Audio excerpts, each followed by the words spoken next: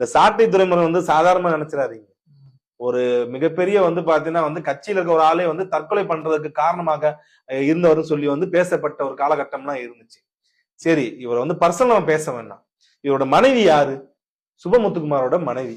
அவர் இறந்ததுக்கு அப்புறம் வந்து பாத்தீங்கன்னா அவரோட மனைவிக்கு வந்து வாழ்க்கை கொடுத்து வச்சிருக்காப்ல. சுபமுத்துக்குமார் எப்படி இறந்தாப்ல? என்ன இயற்கையா இறந்தாப்லையா? எப்படி இருந்தாப்ல? வெட்டி கொலை செய்யப்பட்டார். யார் வெட்டி கொண்டது? அத வந்து பாத்தீங்கன்னா சாட்டை துறைமுருகன் வந்து என்னென்னமோ வீடியோ எல்லாம் போறாப்ல இல்ல. எங்க சுபமுத்துக்குமார் ஏன் செத்தாரு?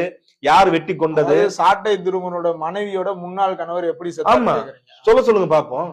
எப்படி செத்தாரு? ஏன் வெட்டி கொண்டாங்க? வெட்டி கொன்ற அளவுக்கு வந்து சுபமுத்துக்குமார் அவர்கள் வந்து என்ன தவறு செய்தார்? அவர் வீரப்பன் கூட வந்து நெருங்கிய கூட்டாளியா இருந்தவர், விடுதலை புலிகள் கூட நெருங்கிய கூட்டாளியா இருந்தவர், தமிழ் தேசிய இயக்கமா இருந்தது, அனைத்து தமிழ் தேசியவாதி கூடலும் கூட்டணியில வந்து இருந்தவர், மிகப்பெரிய ஒரு ஆளுமையா இருந்திருக்காரு. இன்னைக்கு இருந்திருந்தானா இந்த சாட்டை துறைமுகம் எல்லாம் வந்து இந்த கட்சியில இருந்துக்க மாட்டாங்க. ஏன் சீமானே இந்த கட்சியில இருந்துக்க மாட்டாங்க. ஆனா இருந்தாருன்னா இன்னைக்கு அவர் தான் ஆளுமையா இருந்திருப்பாப்புல.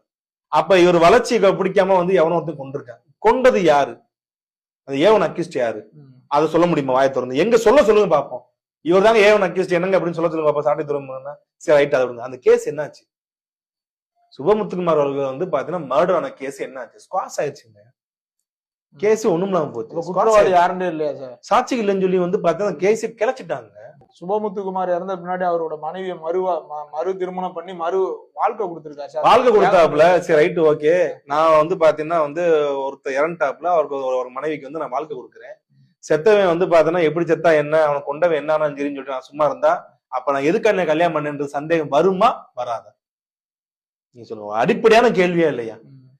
ஒரு பொண்ணு ஒண்ணு இருக்கு, அவன் வந்து பார்த்தா கணவர் இறந்துறாப்புல, அந்த பெண்மணி வந்து பார்த்தா அப்படியே இருக்கக்கூடாதுன்றதான் இந்த சமுதாயத்தின் நிலைமை.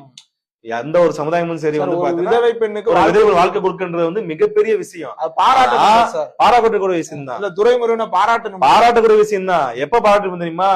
அந்த பெண்ணோட கணவன் இறந்ததுக்கு நீதி வாங்கி கொடுத்திருந்தா பாராட்டப்பட்டிருக்கலாம்.